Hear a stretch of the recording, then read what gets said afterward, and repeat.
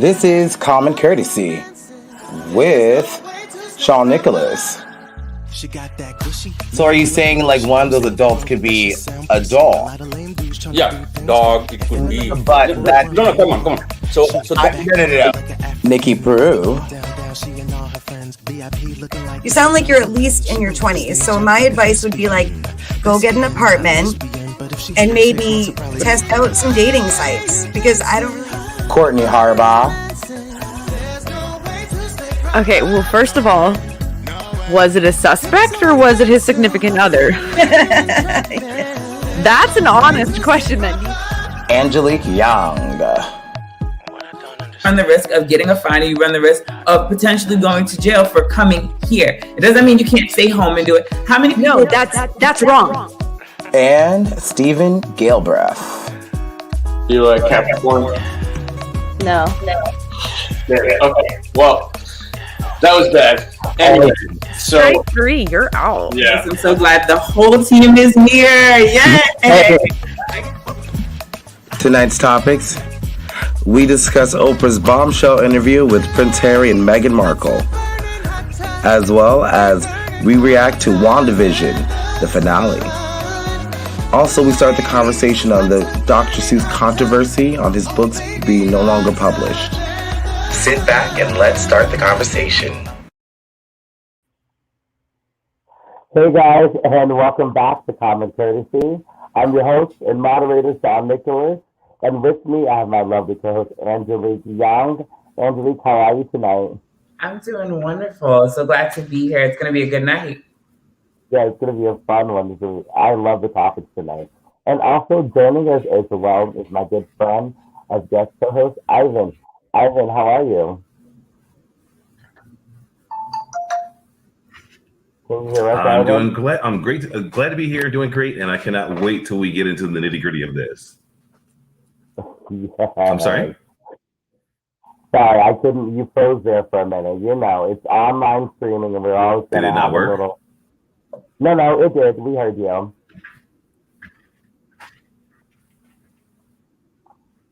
All cool. Okay. All right. Not a problem. All right, so cool. So I really want to get into this first topic. First, I want to get into WandaVision, but we're gonna hold off on that. But the first topic of the night is this big thing that's sweeping the nation with Oprah's interview with Meghan Markle and Prince Harry. There was a lot of bombshell revelations made in this interview. It's just Oprah style, you know. If you're gonna have an interview that's gonna be, you know, telling your side of the story, this is the person to do it with. So literally, we've heard allegations of racism. There's allegations of people ignoring her mental health crisis, as well as people not protecting her in the press. And here's a little bit of the interview because I want people to hear it from her own words. Of he won't be given security. He's not going to be given a title. And also concerns and conversations about how dark his skin might be when he's born. I just didn't want to be alive anymore. And that was a very clear and real and frightening constant thought. Not only was I not being protected, but that they were willing to lie to protect other members of the family, but they weren't willing to tell the truth to protect me and my husband. So that's a little bit of what we saw. That's a highly edited version of the 2-hour interview. And there was also some things that was revealed that wasn't part of the broadcast because Oprah was on an interview earlier that morning with CBS the next morning. But there's also a lot of praise coming from the tabloids and the media, as well as backlash, especially coming from England.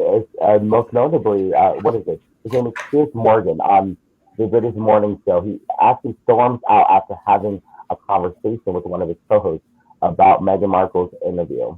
And this is a little bit of that. She cut you off. She's entitled to cut you off if she wants to. Has she said anything about you since she cut you off? I don't think she has, but yet you continue to trash her. Okay, I'm done with this. No. Sorry, no. Sorry. Do you know what? That's pathetic. You can trash me, maybe not my No. See you later. I'm being... Sorry, can't do this. This is absolutely diabolical behaviour. So there's a lot going on with this whole interview. There's a lot of bombshells that people are reacting. So I want to go to the panel, and the first person I'm going to go to is our guest co-host, Ivan Alexander. Ivan, how did you feel when you watched this?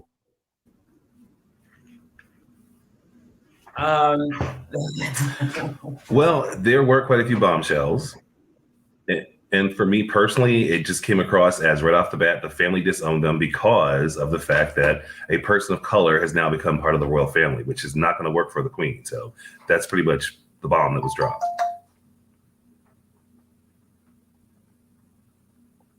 Right. Well, so Angelique, how did you react? Because you just finished watching the interview, so kind of the emotions that you saw probably fresh with you. How did you feel? It's you kind of they did a scene in Oprah did a wonderful scene of kind of comparing the two. She did them side by side and how the world took Kate on Kate doing certain things and then how they perceived Meghan doing them. Kate having been first, Kate had a lot of instances where she ate avocados and they praised her because it was healthy for the baby and how she wore certain things and did things like that for her. And then with Meghan coming in second, doing them after her, doing the same exact things, the news really trolled the hell out of her. They just made her look like this villain. So if you had never watched what happened with the first princess, like you kind of had no idea what was going on. I could see how you could be switched off to thinking like maybe she was doing something horrible, but they like flooded the media with like negativity about her. And of course, even though as she's privy to being a celebrity in the US and she's done her dues with, gossip or, tabloids and drama and stuff like that, to be over there and how they kind of force fed her this, you got to stay home, you're hot in the media right now, whatever you're doing isn't working, like don't do it. And then the whole issue of her race coming up with the baby, like that was just mind blowing to me how people perceived it. It actually reminded me of what they did with Michelle Obama versus Ivanka Trump, quite honestly, because there were a lot of times when they were praising Ivanka for the things that she was wearing, but then they were trashing Michelle for wearing an outfit that was so much, or the little things that she did. So it was very reminiscent of that. But over here, where we have like a kind of 50-50 news, we've got people defending her. Over there, Meghan had nobody. And all we get is whatever she had, So I couldn't imagine the kind of stress or strain, hearing about her mental health situation, having him come on and verify her mental health situation before she had the baby. And then even after, like what was going on, this whole thing took years of development. They didn't just walk out. Hearing like all of the details finally come from their mouth after years of silence, like it's expected, but at the same time, it's mind blowing. Same here. I'm sorry, Ivan. I think we're having connection issues. Well, it was definitely way beyond a double standard. Yes. Sorry, you broke up a little bit there. Sorry, we still are. I was just saying, well, to Angelique's point, it was definitely way beyond a double standard. Agreed. Absolutely, 100% agreed. Like I can't even believe that. Even having seen it side by side, I'm like the literal same news press said one thing about one and then said another thing about another. And like once again, like my whole argument is that Meghan is not a stereotypical Black woman. She is not somebody who has to deal with the constant, ignorance of people with the color of her skin. She is, for the most part, over here in America, what we call white passing. She's given a kind of free privilege pass card for being light skinned, and for her hair not being as, tangled or different from ours or whatever, however you want to put it. Her struggles are not the same in certain eyes. So for her to go over there and they flatline her, like they find the littlest bit of brown in her and they're like, you're brown. Doesn't matter. We don't care what 50% your dad is and what 25% your mom is. We're like, we don't care. You're just automatically not good enough, and to hear that there was issues of that, not only with her since she was, made princess, but also issues with her child and how they refused to protect them and like didn't want to stand up for them. Like to hear all these notions put into place underneath the circumstances, either stay inside the house and never be seen unless we need you, or you're trash. And even then, still in the house, you're still kind of trash. Like, right. Like, honestly, I was very, like, I was very shocked to hear, but not really shocked to hear that part about, how dark her baby was going to be when he came out. Because these are conversations that we have in America. And I saw an interview, this guy mentioned that Americans are very frank about having a conversation. I wasn't that shocked, only with the fact that it was the royal family, and we expect better because they're kind of like, the royal family is basically like the president. We expected a lot from Donald Trump. We didn't get that. And then now we're seeing allegations of racism, and not only that, ignoring mental health issues. Because we heard her say, she did not want to be alive anymore. And I've had my low points, and I'm sure everyone on this show has had some low points, and to have that reality to reach out for help and being told that there isn't help from you. And even from Terry, there was a lot of allegations that, there's a lot of things that he alleged to, but the fact that he no longer is in contact. Well, at that time, he said his father had stopped taking his calls, and they didn't reveal who said this stuff to Meghan. They didn't reveal who said it. But, just to speculate, I have a good fan of mine to think that it was probably, Prince Charles, right? Like, he would have to have, seeing how they handled Princess Diana, because one of the things that Prince Harry also mentioned in the interview was that he didn't want another repeat situation with like what happened with his mother. So I'm just surprised that the palace and Buckingham Palace did not handle this better. And then even the week before, they came out with this whole bullshit, this whole story that she was bullying some of the former aides, like people had came out and said this about her.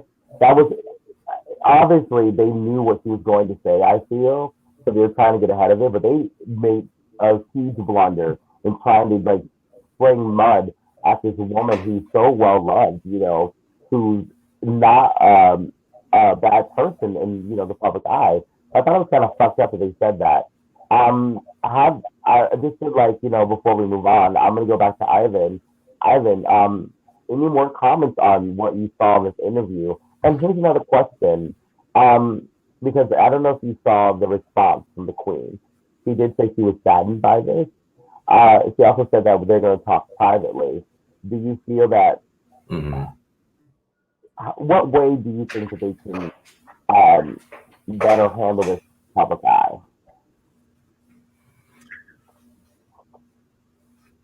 I see. Part of it for me is that the whole royal family is pomp and circumstance. It is so outdated.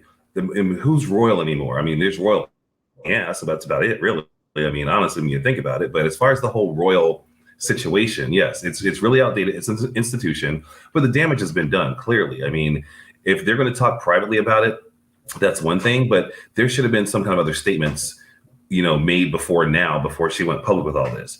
And the other part of it too is that, yeah, she kind of knew what she was getting into. She's going to marry into royalty, even though she states she didn't do any homework. She didn't do any research because she didn't want to have that weight heavy on her head. She had to learn how to curtsy in the car on the way to see the Queen.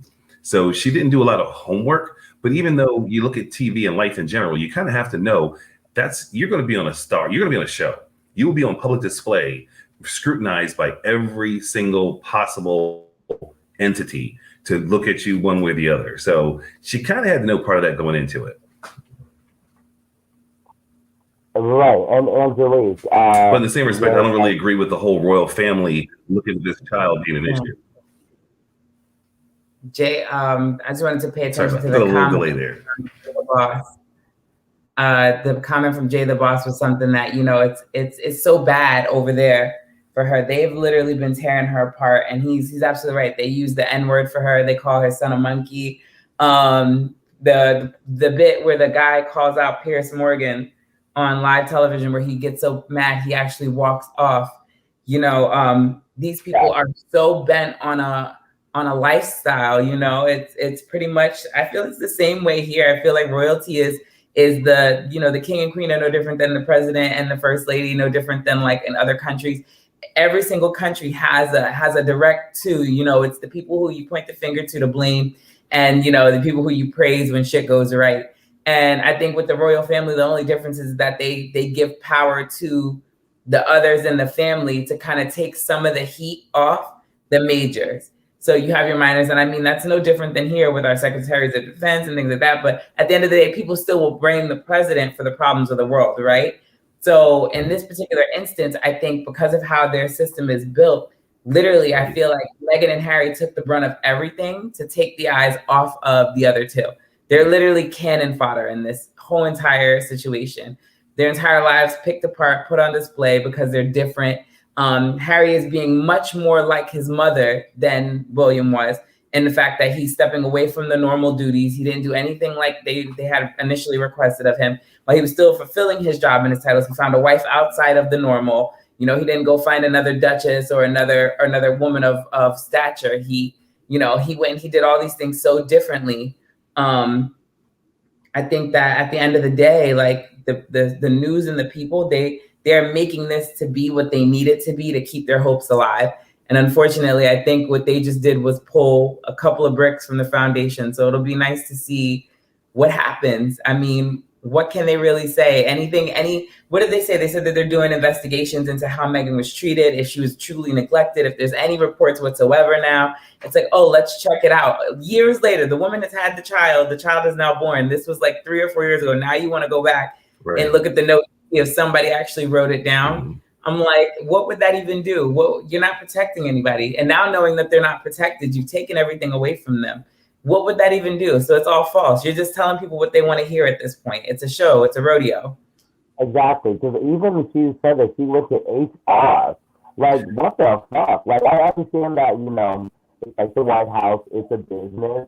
But having to, like, go to HR, not the family, like, it is a family as well. But one thing that is also being mentioned in the media is the fact that the week before this interview dropped, they were saying they're going to do an interview about allegations of her bullying these people.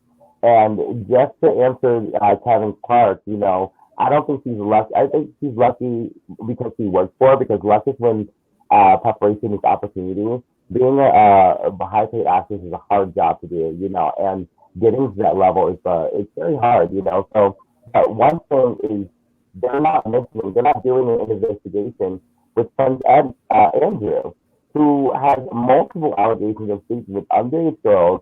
He's tied to the James Epstein, whole scandal. So they're very silent on that part of the plot, but they are willing to do a investigation about Meghan Markle. So even in that, there's a difference between how they're treating family members, because like she said in the interview, they were willing to lie to protect other members of the family, but not so to protect her. But guys, let's move on, because I really want to talk about WandaVision. No, I'm a big fan. I just have one question to ask on that last topic, because it's going to be a round two. So what's going to happen when the daughter is born and she has darker skin? That's another show.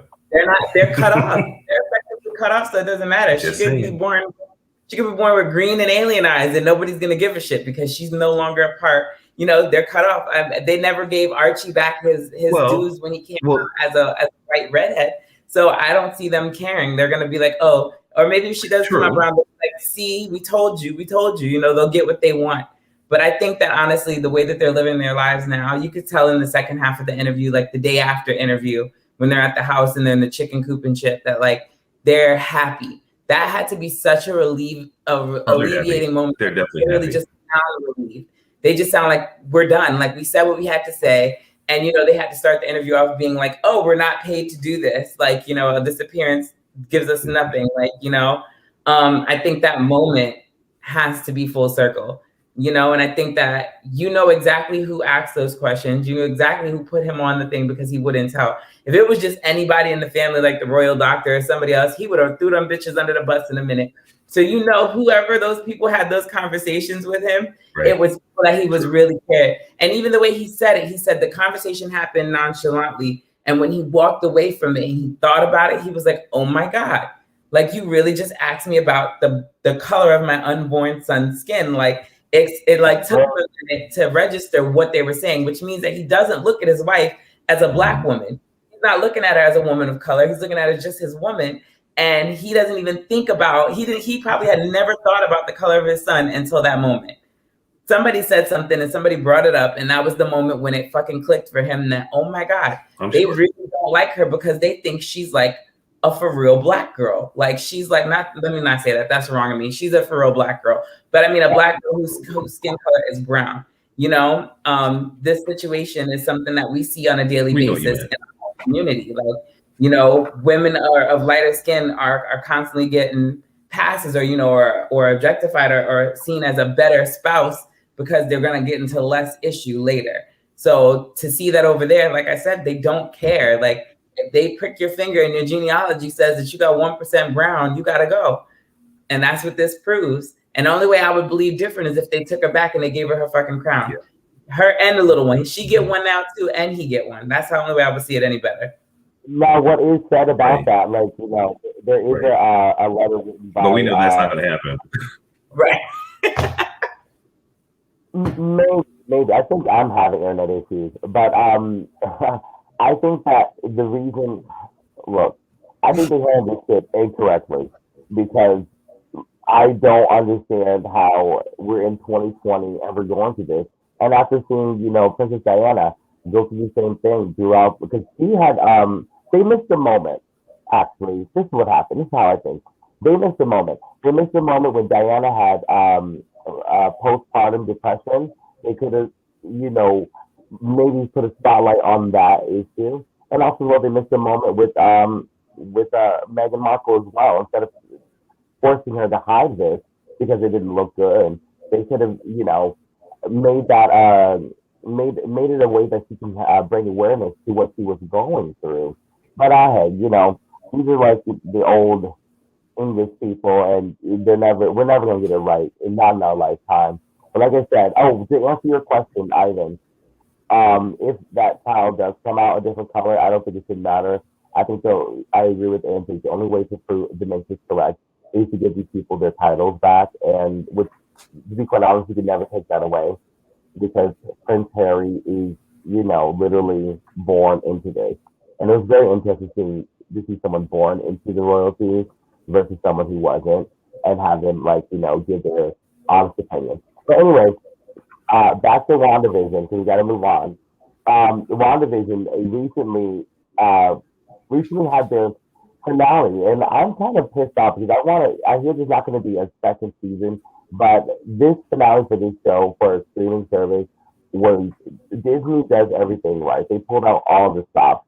And just to, like, you know, let the audience see what we're talking about a little bit, I have a little scene. You know me. My powers work out here, or did you forget? No, dear. I'm counting on it.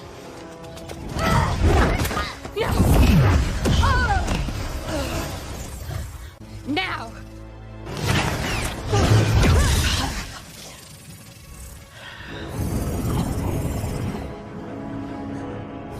They take power from the undeserving.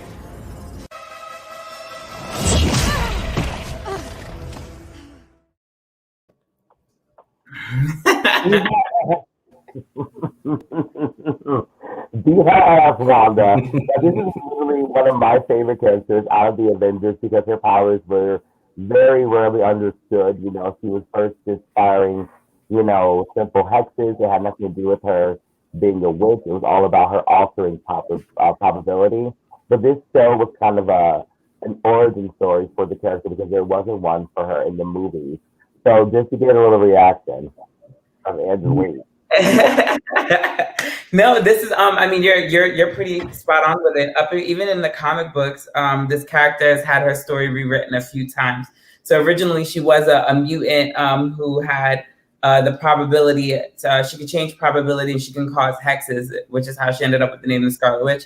But later on, they changed her power to make her to make it a little bit easier for her to have a stronger backing and a stronger grounding.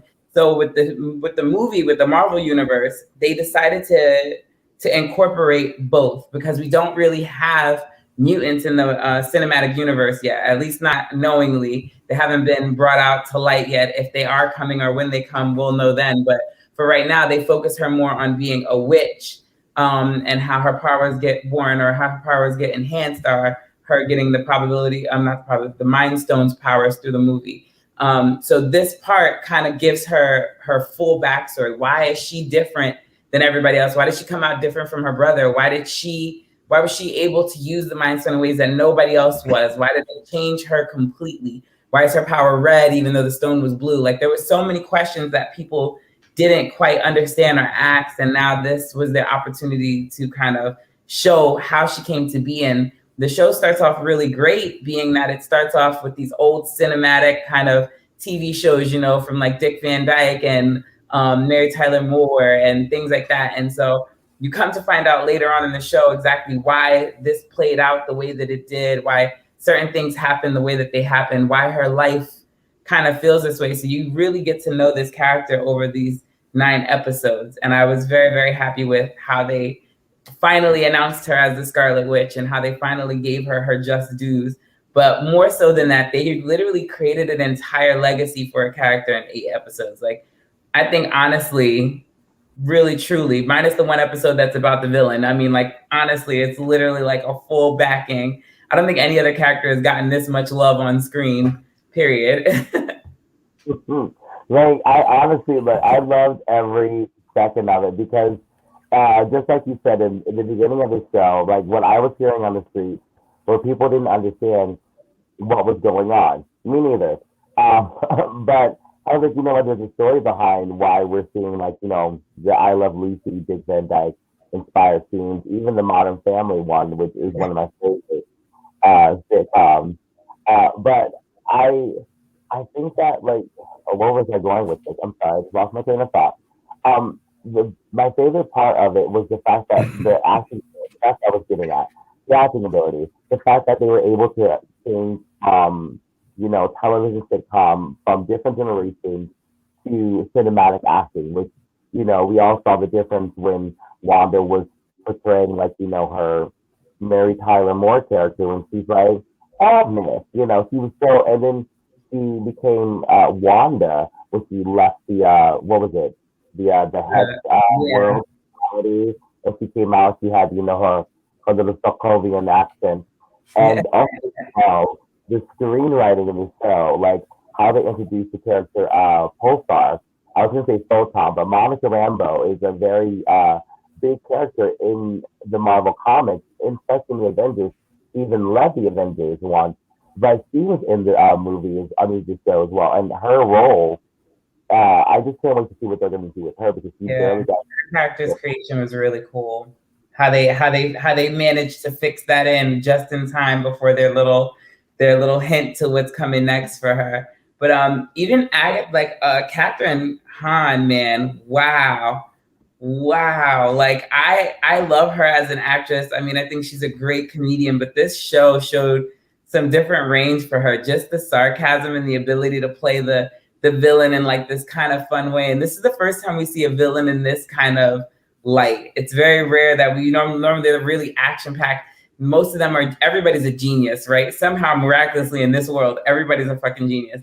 But her coup de grace kind of in the last 2 episodes, you really get to see her flip the switch on how her brain was working the whole time and stuff like that. It's really, really good. And the screenwriting, I was going to get to that as well. The screenwriting, the way the story slowly unfold, you know. I think Disney, if they do anything, they do it well. And I can't wait for the next streaming service. The streaming show they're going to put out. I think it's The Falcon and the Winter Soldier. I cannot wait for that. There's also Spider-Man No Way Home coming out in December. And then we get to see what happens with Wanda. And that last scene, which I forgot to get, when she hears her children crying out when she's reading the Darkhold, we're going to see what happens with her with Doctor Strange and the Madness of the Multiverse. I believe that's the title. But I just thought, like, literally, just it's a testament to what the range that women can do, because literally, it really focused on the women in this show, and this national, it ended on National Women's Month almost, you know. So I thought it was a very nice tie-in to everything. Ivan, I'm not sure if you saw the show. How did you? If you haven't seen it, are you willing to go out and like binge watch this show after hearing me and Angelique gushing over it? Well, now I'm going to have to go ahead and binge watch about 8 episodes thanks to Angelique and her enthusiasm behind it. Listen, So yes, I will have to catch up on that and just binge watch and get lots of food and drink and just watch it from start to finish and say, now we have the real story about Miss Wanda, okay? So yes, I'll brush up on that, definitely. And I promise it's worth it. They're like 25, 30-minute episodes each. I mean, the last 2 are like 45 minutes, but they're the longest it gets. So it'll go by in a snap. You won't be there all day, like no pun intended on the snap. But like, yeah, it's like, it's really, really good. Like, I'm very happy. I was mad at first. For me, having to watch it 9 episodes like week by week was killing. Absolutely killing to do 30-minute episodes. I live in a world where we can binge watch everything the day it's released, right? So having to wait every week was crazy, but I was there every single morning on Friday morning, like, let's hit play. Like, I tell everybody, shut up, leave me alone for 30 minutes. Let me watch my show, and now it's over. So, and now I'm getting ready for Falcon and the Winter Soldier. That's next week. So, I'm kind of glad they brought that that sadness back to like, they brought that sadness back to the Friday night or Friday day of a release of a show. The anticipation, you know, what's gonna happen next week. I'm almost like more happy the fact that they didn't release all the episodes, because then we would have found out what happened with Wanda in 1 week, and we would have already had this episode, rather than letting everything play out, and especially what's happened in the world, you know, with the Capitol riots and, you know, Meghan Markle and the allegations with the royals. You know, it was a very nice, it's a very positive thing to look forward to at the end of every week. But let's get to this last topic, because I think it's very interesting, because I've heard a lot about Dr. Seuss and his family. They're apparently they're no longer publishing, certain books that he had. And some of the books feature a lot of negative images of people, like, let's say, like, there's one image of African Americans, which I saw, and they almost look blackface to me. This comes from If I Ran the Zoo. And there's also, I believe it, something about Mulberry Street. I get the title. But these are some of the images that came from these certain books. And from my understanding, these books aren't the same as, you know, Cat in the Hat or the Grinch books or the Green Eggs and Ham book. But they are Dr. Seuss books. And they're removing them. And, they're no longer publishing them. But what happened after the announcement, the sales of these 6 books on Amazon and eBay went up dramatically, and eBay just today decided no longer to allow the sale of these books. So my question, that's a lot. I hope I got it all out. So my question, with these racial imagery in these books, was it the right decision? Like, was it the right decision to no longer publish these books? Is it accountability, or is it another form of cancel culture, like perhaps getting out ahead of cancel culture? Because these images are very shocking. I've never seen these books before in my life, but looking at them, if I was an Asian person, I would feel offended. Let's go to Ivan. Ivan, how did you feel? And do you think this is accountability, or is this cancel culture? Well, considering I'm probably the oldest person in the group right now, and I grew up on these books. I grew up on all of the Dr. Seuss books. So at the time they were done, was it considered offensive? Pretty much, I would say no. Just like the term ping pong balls, and now they're called, it's table tennis. I mean, at the time that these things were done, much that it was accepted, but you related to the fact that, little Janie Chin had slanted eyes. I mean, we grew up with this kind of situation. So to put it in context for when it was done, I don't think it was done maliciously. It was how people related to it. Now, the one about the zoo, yes. I mean, they were kind of showing these little, I want to say like in the African tribal kind of hair, stick and bigger lips and everything else. But then again, back in the day, a lot of characters were drawn that way to a degree. I won't say it was as offensive as like Aunt Jemima in the beginning, but in the same respect, you kind of related to it coming from Dr. Seuss, that it was an educational and informative way with some artwork. Yes, today, would that fly? No, not at all. But in the same respect, this whole thing about cancel and try to fix the past, you can't really fix the past. You only say, let's go forward. Like, again, just to mention Aunt Jemima, they took her off the box. They took Uncle Ben off the box. Now it's just Ben's rice.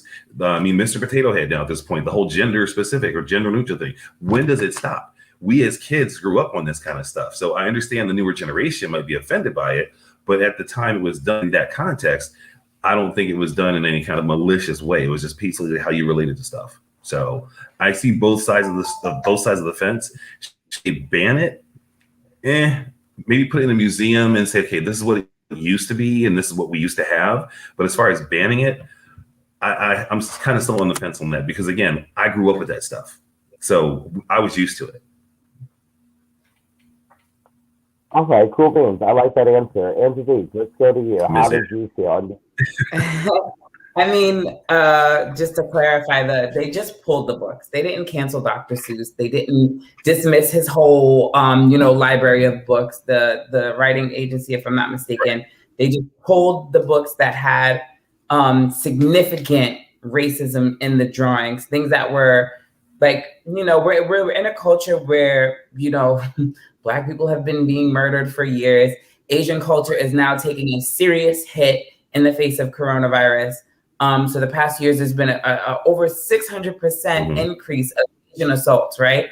To have books in history on shelves that simply go against that, the publishing company is not trying to stand for it. They're doing the right thing to take back. So they're just saying, hey, all the other books are cleared. We're just going to take these 5 and we're going to take them off the shelves. We're going to take them from publication. We're going to remove them from that situation because they don't hold the same values and viewpoints as we did back then. This is not what we're saying now. We're not agreeing to this. And I think that's a total difference from us going in and saying, look at these books, look at how they view us. No one's pointing the finger at the publishing company. No one's saying, hey, you guys are wrong. They themselves are stepping out and saying, hey, look, this is wrong. We know it's wrong. We're taking it up. We're taking it off the shelves. I think it's impossible as somebody who is 35 years old to take Dr. Seuss out of my life. I can't sit here and think of a time where I didn't think of Green Eggs and Ham, and I didn't learn from The Cat in the Hat, and I didn't learn from, there's a Snooze in My Who or some shit like that. Like, there's so many different books and there's so many different movies and things that came from that. Even now, if you want to do that, does that mean that we cancel the Dr. Seuss movie with Mike? What's his name? Mike something. I can't remember what the actor's name is. Michael Myers. He did Hat. Do we now just cancel the movie? No, because they said some shit in it too that wasn't for kids. It was for adults. There was a lot of significant things. We do this all the time, right? Cartoons these days are made for both children and adults. There's a lot of underlying jokes that are made for things. If that's the case, we would have to take Aladdin out the book with Robin Williams. We would have, there's certain things that are done in good humor and in good faith.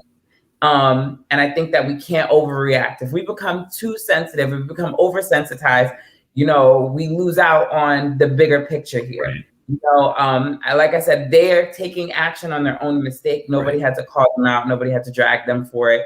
So it's not a cancel culture. It's definitely accountability. Like I said, I'll still teach my nephews and my nieces about Dr. Seuss. I'm not gonna, I honestly, I can't even remember. I think I might have seen the one with the Asian slanted eyes and the little hats that kind of had the Asian vibe. But when I was a kid, I thought it was I thought it was cool to see that in the book. I didn't think of it in a negative way because no one told me that this is a racist thing. You know what I mean? So I can't really even say, seeing it now as an adult, being like, but it lets you identify with those people as well. I identify with Cindy Lou Who, bitch, and she's white as a ghost. So I don't know, I think it's storytelling, I don't know. When I grew up, I was never raised to see color or race or anything. People are people and you treat them as such. And what you eat for dinner does not make you a specific type of person. And the same thing goes for where you came from. Like, we're all human. We all bleed red. Like, that was just how I was raised, though. I can't speak for everybody else. Some people are very adamant about this and are very upset about this. And I'm like, you can't even recite a Dr. Seuss book from front to back. But please do tell me about how mad you are. You know, now if this was Sesame Street, it'd be a whole nother ball game. Let me tell you, great. somebody attacked Big Bird and it's on like Donkey Kong. You know, it's a whole nother game. It's a whole nother ball game. But you know, those are the books I really grew up on. Like there's a monster at the end of the book with Grover. Nobody ever said nothing about Grover and his nose. Nobody ever said nothing about Snuffleupagus. Nobody ever, you know, there's a lot of things you could look at and we could make anything racial, right? We could totally look at certain things and make it about something that's not. So the fact that this publishing company took the first step and just said, you know, we're just going to take these 5 books, not the whole line, but these 5 books, and we're going to look a little bit more carefully at what was published and what was done and make sure that it was done in good taste and good humor, like, and not to make fun of, but to laugh with. Right. You know, that answer, I love it because honestly, that's why I asked this question. Is it accountability or is it another form of cancel culture? And thanks for clarifying that, yes, they decided to no longer publish those books. And I agree with the panel. These books should be put in, like, either they should get a book that talks about race and whatever or not, because I'm not Asian, but I would have to think that I have an Asian friend that would always talk about, you know, how some of these jokes would offend her. So I can't really speak for her. But I can say that if I can't tell someone else what they should be offended by and what they shouldn't. And that's kind of the point. That's why I asked this question in this way, because a lot of people are saying, oh, what about, you know, white people? What about, you know, this and that? Are we going too far? But with cancel culture, but you know, the one difference with cancel culture and this is the fact that these people are coming out and saying that, you know what, these images are offensive, or they can be seen as offensive, and they no longer want to be a part of it. And the fact that they're taking accountability first before someone has to call them out on it shows that maybe perhaps America is going in the right direction with things, especially with this past year. What happened with the protests and Black Lives Matter, we really have been talking about it, and the fact that they've taken this step without anyone saying anything about it. Right. I mean, I have seen some comedians make jokes about if I ran the zoo. I've seen a couple of comedians make jokes about that and the racist images in those books. But I think that they should be commended for this, because you know, when the Donald Trump Foundation, when the White House came out with allegations of the racist shit that Donald Trump was saying, it wasn't accountability. It was like always, you know, let's try to distract with something else or deny. The fact that these people are saying, you know what, back then it wasn't like a racial thing. It wasn't meant to be offensive, but we can see how this can offend someone today. The fact that they can do that, like, and Donald Trump can't, it's just like, I don't get what some of these people were angry about like, they're not, I'm sorry, I don't see where people are getting anger about removing these books from publication, because it's a learning moment. Yes, if you can use it for that, because there's a movie called Birth of a Nation, which is the Ku Klux Klan, and that movie is no longer allowed to be shown. But as a film major, if you're studying film, you have to see that film, because you wouldn't understand the gravity of how offensive that movie really was. Right. Now, maybe if you're a Caucasian person, you maybe saw that movie, didn't bother you. But as a Black person, it scared the hell out of my ass. I'm like, damn, all I saw was images of them coming to my house trying to burn it down or burning a cross. It's very scary. Now, with these Asian, there's also like a image of a Middle Eastern person in this book, if I ran to the zoo. But the Asian one that I showed is from, I just want to clarify that, and to think I saw it on Mulberry Street. That's where that image came from. But I'm not Middle Eastern or Asian. I think the fact that some people getting angry about what people are offended by is my real point. You can't tell someone else what to be offended by and what not to be offended by. You know, life is a learning experience. True. Like being in the LGBT, right? Being in the gay community, the larger gay community, even that's a learning experience. I didn't understand everything. I didn't understand bisexual men. I didn't understand transgendered. I didn't understand those things. But I took the time to sit back and say, hey, I'm Black and gay, and people talk shit about me all of my life. Do I want to sit there and judge someone without getting a chance to know them and see their story? So, that's how I kind of live my life. But I kind of don't. I just kind of wanted to get at that, like this notion of people getting angry about people being, offended by things that don't offend them. Yeah.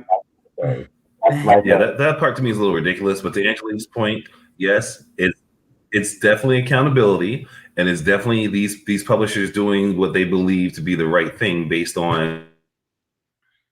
My only concern and question is when, for example, Jeep has been around for centuries. I mean, for decades.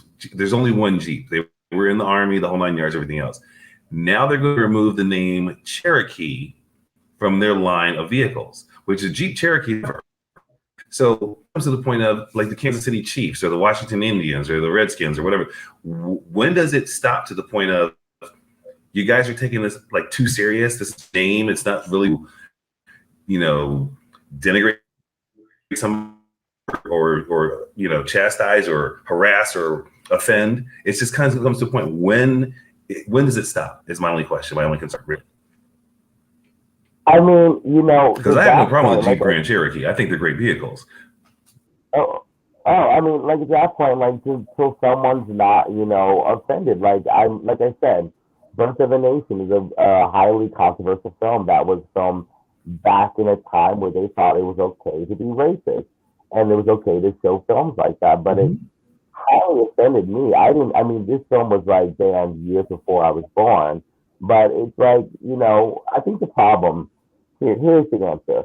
I think the real problem is like after how history is being taught in America. I feel like in school after the Civil War, there's this blank period, and then we hit the Civil Rights Movement. But no one really talks about how we got from the Civil War to the Civil Rights Movement and why we're here now in 2020 talking about inclusion, because these people weren't allowed to be at the table to, to voice their opinion.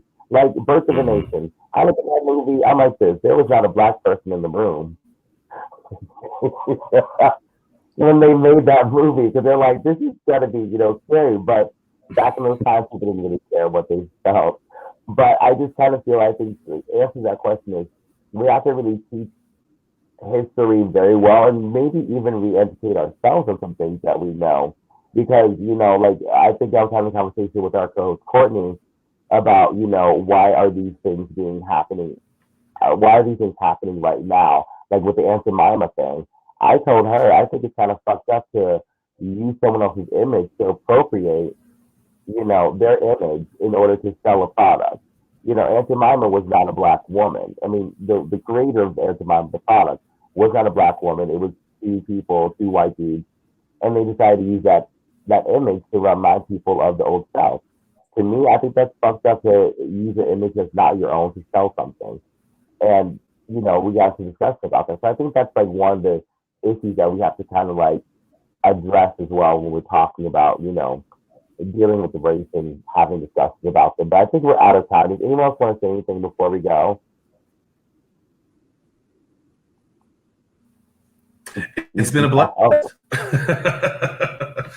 Nice meeting Angelique as well. Oh, so we're all good. No, all right. So thank you guys for watching and thank you guys for joining us. I'm sorry, Ivan. Go ahead. You're breaking up on me, but Angelique was frozen there for a moment like this. So I'm like, hey, Angelique was. No, yes, I was trying to wait to see what was coming in. For some reason, it was like there was a delay, so I don't know what was going on. So I was just waiting. I was like, I'm good though. I'm good. I'm here. I'm good. All right, sorry about that. We'll get this shit fixed one day. Hopefully one day when I get a whole bunch of damn money from, the stars and CBS, because I'm going to be the new Oprah. So thank you guys for joining us, and thank you, Ivan, for joining us as well and having this discussion. I really love Wandavision. I love the interview with Meghan Markle. I think it's a very poignant interview to have and for her to give, because coming from a lifestyle of like not having anything, and then all of a sudden going to the royalty and seeing how that real life is, it's kind of amazing to me. But we'll see you guys next week, and we'll be talking some more hot topics. Thank you guys so much for joining us. Bye.